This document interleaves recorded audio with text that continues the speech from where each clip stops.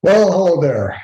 My name is Keith Richards, and I'm Chief Portfolio Manager and President of Value Trend Wealth Management, and I'm also your host for this show, the Smart Money, Dumb Money Show. Today, we're going to cover a few things. First of all, let's call today's show the Big Pink Show, because I'm obviously overdoing it. If my wife was in front of me right now, she'd be saying, I shouldn't be wearing the pink bow tie with the same color shirt. She'd say, go get contrast. And I'm breaking the rules. I'm a rebel. Gentlemen, this is what you can do when your wife's not around you. You can break the rules. On with the show. What we're going to do now is we're going to talk about a couple of my blogs, and it ties into a theme that I've been talking about lately, and that is that there is a sector rotation happening where we're starting to see the lower beta, safer type of sectors pick up in steam. And on March 24th, I wrote a blog called You Don't Want to Miss This Next Rotation. I encourage you to read that blog because I think it's one of the more important messages that I've delivered recently, which is a look ahead at what the market's going to likely be moving money into over the coming months. So the sectors that I'm seeing rotation doesn't mean all of these sectors are going to see all of the money, but there certainly has been an outperformance in the past 30 days by staples, consumer staple stocks, utilities, industrials, which have actually been a pretty good performer for a few months, and communication stocks. So these are boring industries usually.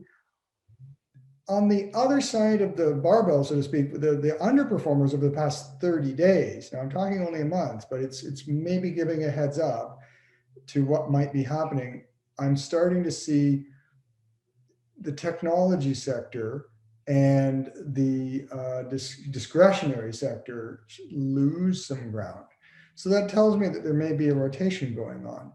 Well, I wrote a blog this week on the momentum ETFs, and there's a big one out there by iShares, MTUM, and I'm going to show you the chart in a minute. And basically, the momentum ETF has done very, very well. It's outperformed the S&P by a huge margin over the past year, but that's because it was almost invested solely in these names, the technology names and the discretionary names that were in the reopening economy. Now, a lot of these names, take a look at Tesla, take a look at the solar stocks, take a look at Peloton and the, Zoom, even the company that I'm using to record this, they've all been kind of moving down lately.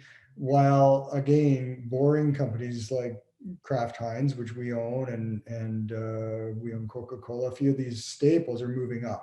So these are there's a switch going on, and what's going to happen is that if this continues, the momentum ETFs are going to be forced to move out of the old momentum names, being technology and reopening stocks, etc., and move into, believe it or not, the boring stocks, because if that's where the momentum is, if that's where money's flowing, they have to go there. Now, the big one that I'm going to show you, the iShares momentum ETF, controls $14 billion.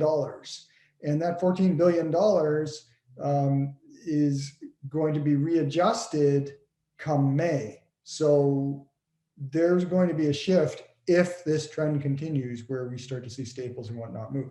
So let's just share the screen, and I want you to take a look at what I am seeing, which is this is the momentum ETF, MTUM, and you'll notice that it's underperformed. Like the S&P's made new highs, but this thing is actually falling quite a bit, and it's not recovering. It's basing. So what that means is it's still stuck in these technology and whatnot stocks. It's still stuck in Amazon or whatever that haven't been moving, but it's going to rotate out of them. I can guarantee you they're going to rotate out of them if this trend of shifting into the safer sectors continues, and there's a good chance it will. So I wanted to bring that to your attention. Just one more piece of evidence from the blog I wrote on the 24th that there could be even more of a shift into the safer names if this momentum ETF is forced to shift into them. So the next thing I want to talk about is the potential for a market top. Now, as soon as I say market top, everybody thinks, oh, Keith is predicting a crash. Markets go through all kinds of cycles, including 25% corrections or 20% corrections. It doesn't have to be a 1999, 2000, 2001 tech crash or an 08. subprime bubble crash. It can just be a 25% correction or a 20% correction. So I think we're due one of those. And this is presenting some evidence. Doesn't matter what, by the way, the extent of the market movement is. These signs of, that I'm going to show you, these cycles return time after time. So what we are seeing here is a typical, fear and greed cycle, which everybody's seen this kind of graph before.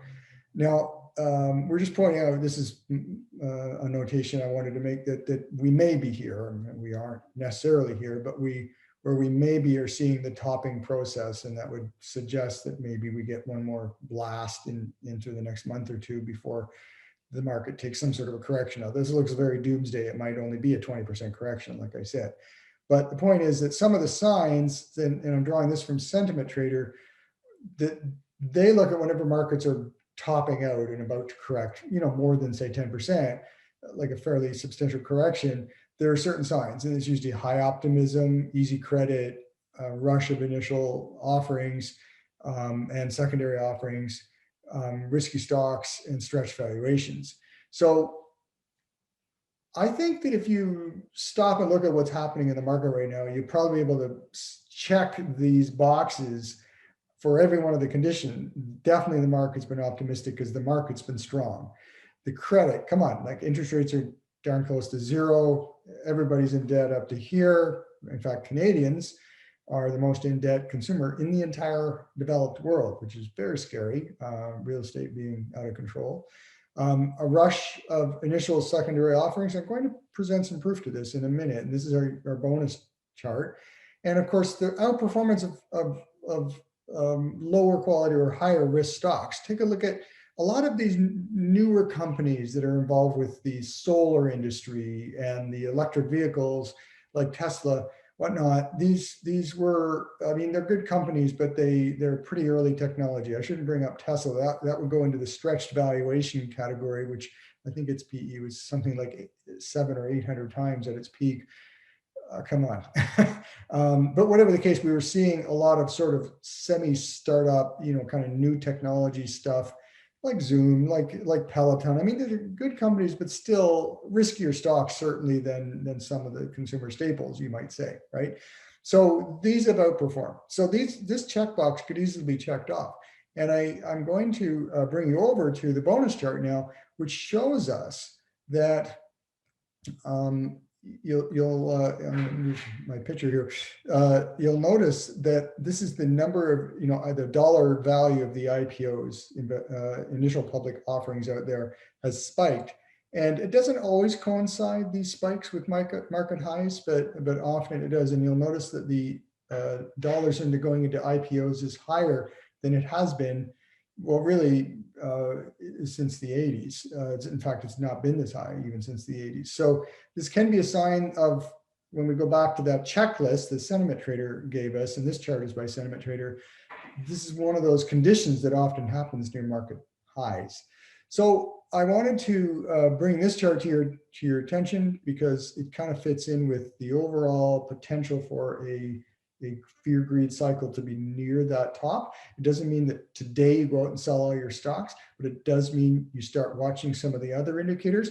And on that note, next week, I'm going to be presenting my barometer, which has a number of notes coming from the sentiment indicators that I follow. So that's a more quantitative way of looking at what the market is doing.